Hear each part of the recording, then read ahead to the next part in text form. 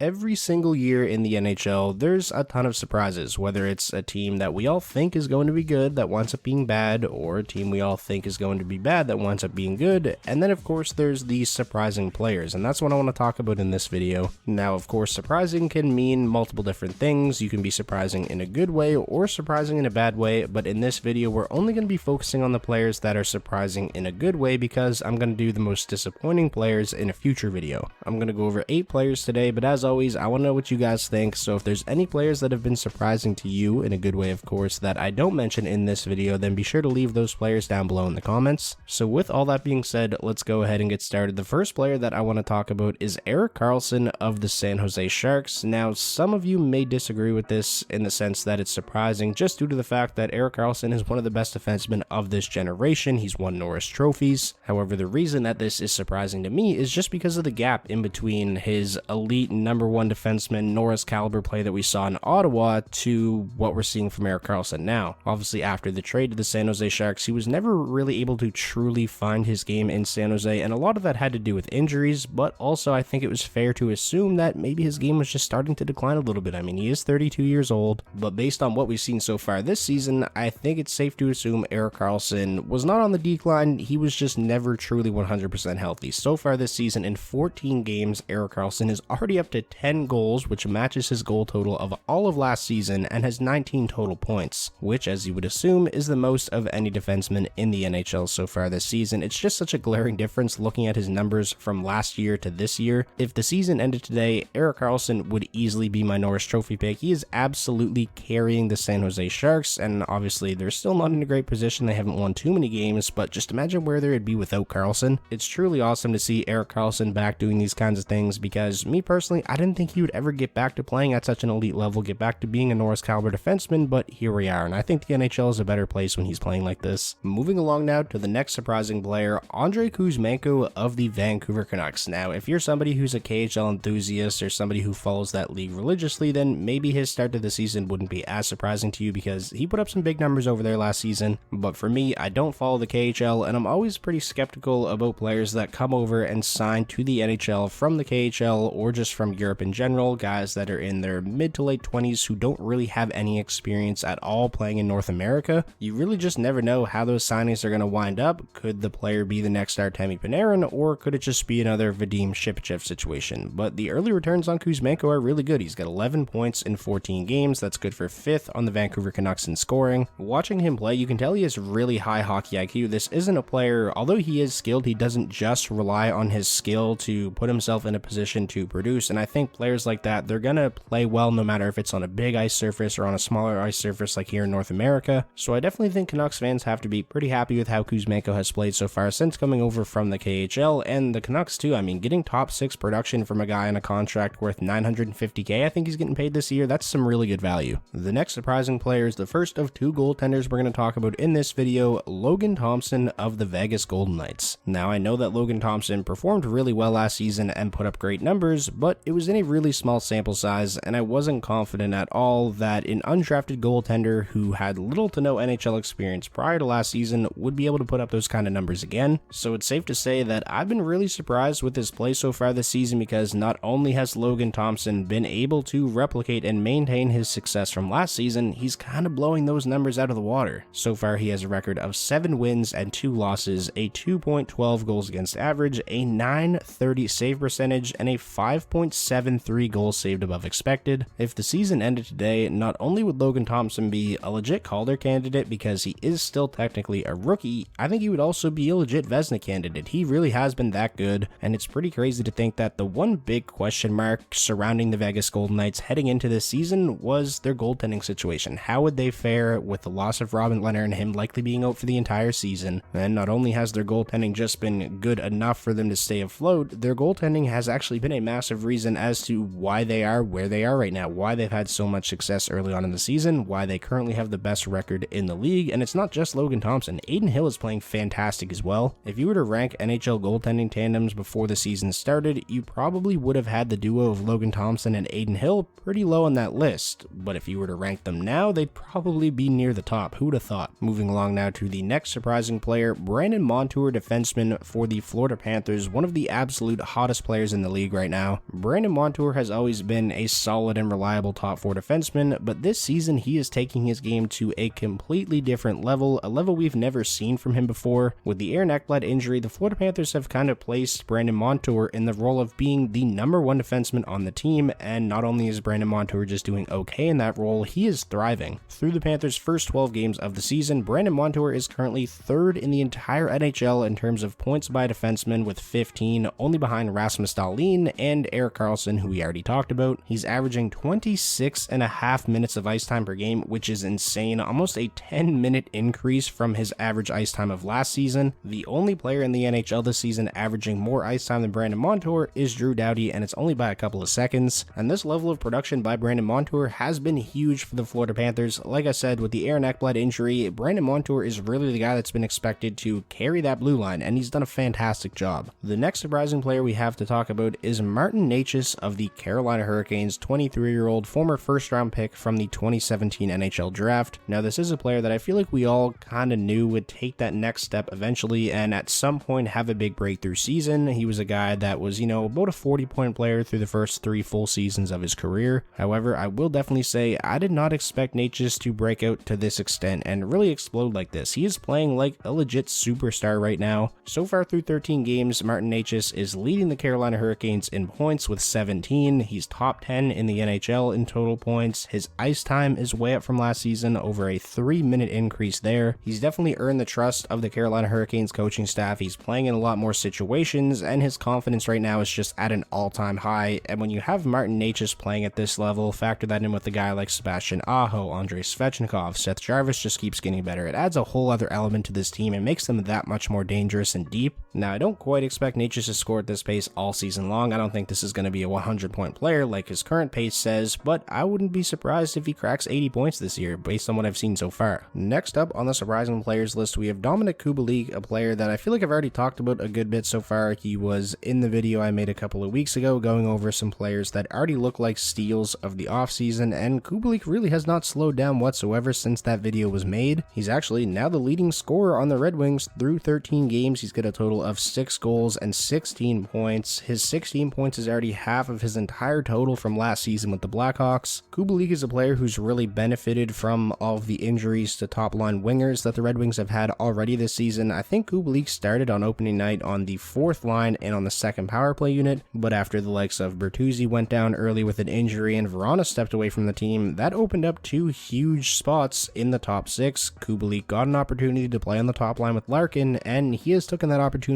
and ran with it. He has been glued to that top line ever since. He was also promoted from the 2nd power play unit to the 1st, and a lot of his production is coming on special teams as well. Kubalik has just been fantastic through and through for the Red Wings so far. Definitely a really nice early season surprise for them. I still can't get over the fact that the Blackhawks just let him and Dylan Strome walk to free agency as opposed to, trying to re-sign them and maybe look to trade them down the line. Dylan Strome is letting it up in Washington too. But hey, as a Red Wings fan, I'm really happy that the Hawks decided to make that decision. Moving along now to the second and final goaltender we're going to talk about today, Carter Hart of the Philadelphia Flyers. Man, what a bounce back season Carter Hart is having after being probably one of, if not the worst starters in the league the past couple of years. As of today, Carter Hart has still yet to lose a game in regulation. He has a record of 6 wins, 0 losses, and 2 overtime losses, a 1.97 goals against average, a 946 save percentage, and a ridiculous 16.76 goals saved above expected. Just for reference on how ridiculous that is, if you put Carter Hart's goals saved above expected right now into the final stats of last season, he would have finished 5th in that stat in the entire NHL, which is insane considering he only has played,